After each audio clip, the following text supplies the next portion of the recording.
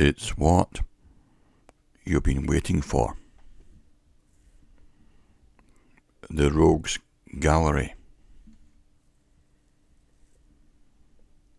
The 20 protagonists. Or can you only get one protagonist?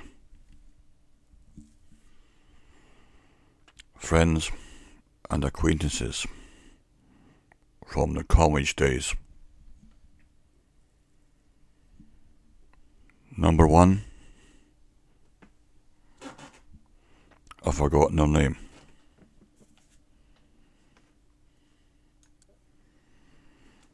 However, she was the special needs wifey and helped me with, she issued me with a laptop. How good is that? She was a woman of around about 40 and she didn't like Mondays.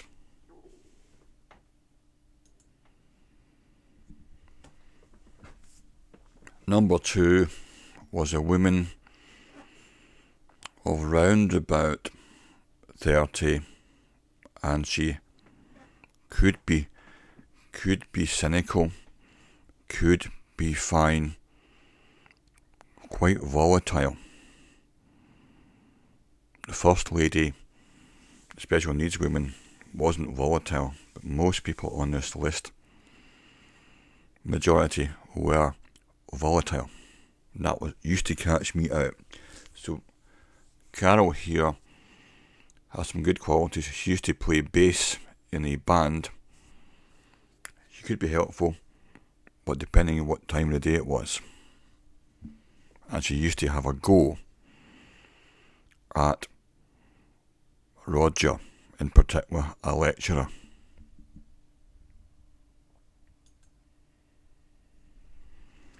Some people had cruel nicknames for this young woman. I felt she was androgynous and she wished to be a paramedic, and therefore she was trying to get higher qualifications in mathematics. And I worked with her on that. Fine women, but she never said anything. Not a single word. Nothing. I never said anything.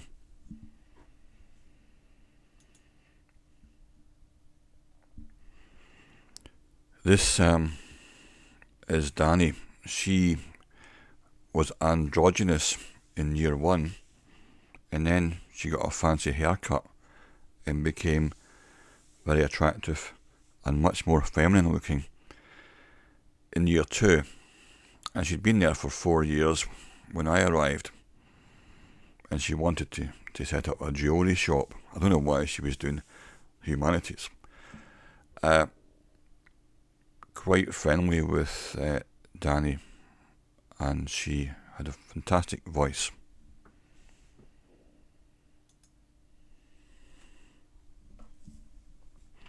This is Dorothy,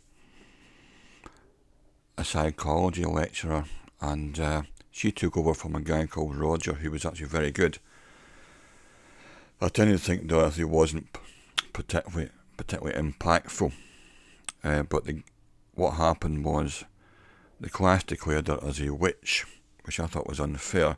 She tripped herself up by criticising a young woman about her essay and said it was the weakest essay in the class, which caused outrage, and Jan went ballistic. Jean went ballistic. So I tried to help her, and she was pretty good, but quite dull compared to Roger.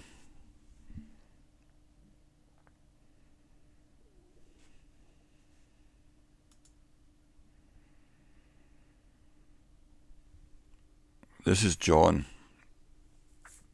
He's a lecturer, was a lecturer there in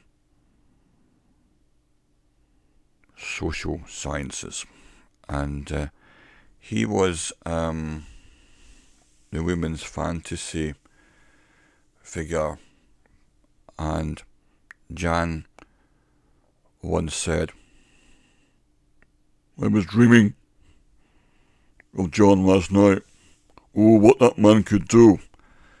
So at one point a woman said, "Well, we all have fantasies about John." I said, "I don't. Sorry, I have to step in there. I don't."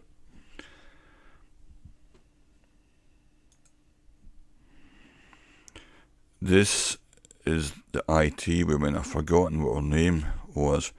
She was having a torrid affair with a technical lecturer who did electronics and stuff. She was computer training, and she looked small. She was small, and she looked approachable, but boy, she was fierce. When she had a go at you, you knew all about it. And she had a helper who was a tall guy, a senior gentleman who was pretty friendly, and she used to bully him, and she was half his size.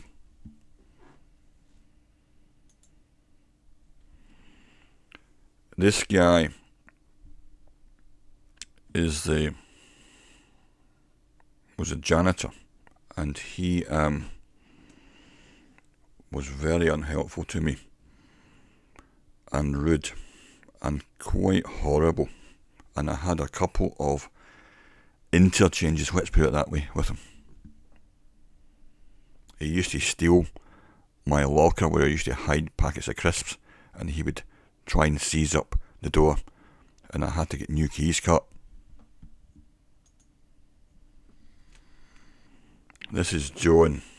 Initially she looked okay, but she turned out to be not a very nice person for many different reasons. But no, she didn't even keep it in disguise.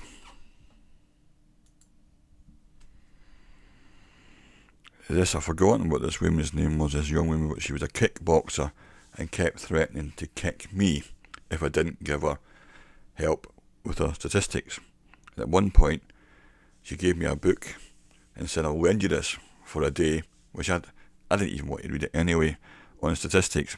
And then I gave it back, and she gave me an extension in a couple of days, but I was too frightened not to take the generous offer because I thought she was going to boot me one.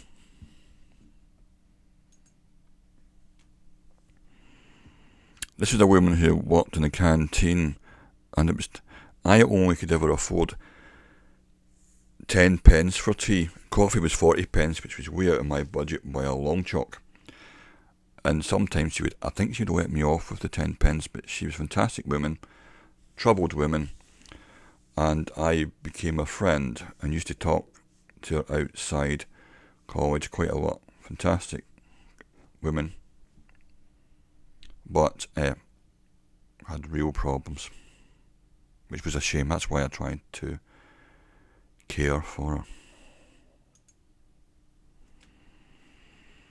This was a nice woman who is very diet conscious, so she's always talking about the latest diet she was on, and she had an elegance about her. She was a librarian. She was somebody that had spent money with me a while before I was sequestrated, and she so we did know each other because she was a customer of mine for some photographic work. But she was a wholesome woman, very health conscious. This woman, Lynn, was fantastic, very attractive woman, tremendous presence. She used to wear fur coats and high heels and exposed her midriff. And this caused shock and awe in the corridors, but I became really good friends with her, and she's a fantastic woman, but very insecure. And one day she came in, she was all battered and black and blue. She used to get in tow with people who used to beat her up. Something about her manner made her vulnerable. This woman, is called Mummy Jill, because she'd been in a course for the last couple of years in sociology, and a lot of the little children and stuff that they were interacting with thought she was her mother.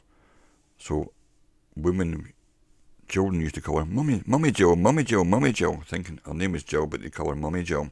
And this was a remnant from some sociology course she'd been doing the past couple of years. So in my mind, I always saw it as Mummy Jill. A future flash here, flash future rather than flashback. This is a politics guy, a lecturer, and fantastic guy, very friendly, very helpful to me when I first got to college. He gave me a whole tour, very nice guy, but was troubled, and when I was angry, I was pointing out the Bill of Rights wasn't worth the paper it was written on, and people had slaves even though it was all about human rights. He took a meltdown and checked himself into a mental ward for 6 months. This is Shan, who was very friendly with. She actually invited me over to her house once, which totally shocked me. She was married, and she was a pretty girl of her class, and she looked a bit like Ruby Wax. Oh, I never said that to her. She was genuinely intelligent. She did have a high IQ, and she was charming and pretty, but boy, did she have a dark side. Very nice girl. She was only 19, and Sarah, I met her once I left college, and she was asking me how I was getting on. Fantastic young girl, much more mature than the older women. She was only 19, but by far the nicest and most grown-up person in the class.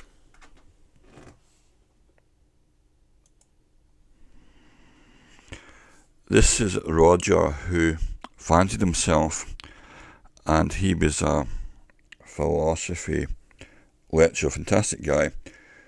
I became really good friends with him, and we had some great patter.